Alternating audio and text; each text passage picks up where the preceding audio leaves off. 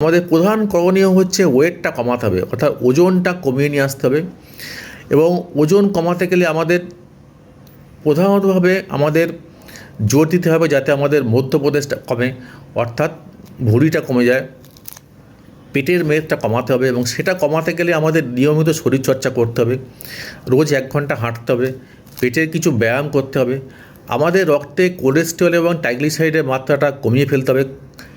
খাদ্যাভ্যাস প্রথমে পরিবর্তন করতে হবে। তেল, ঘি, মাখন, চিজ বা অতিরিক্ত ভাজা খাওয়া, ফাস্ট ফুড এগুলো সব বন্ধ করে দিতে হবে। তাতে যদি কোলেস্টেরল, ট্রাইগ্লিসারাইড না কমে তাহলে ওষুধ খেতে হবে।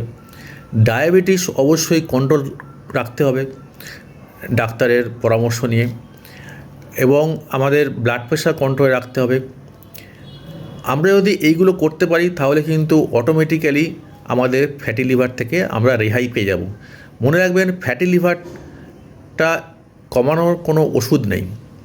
আমাদের যে কারণে ফ্যাটি লিভারগুলো হয় সেই কারণগুলো যদি আমরা চিকিৎসা করতে পারি তাহলেই কিন্তু আমরা ফ্যাটি লিভারের থেকে রেহাই পাবো এবং ভবিষ্যতে আমরা সিরোসিসের মতো মারণ রোগ থেকে নিজেদেরকে বাঁচাতে পারবো।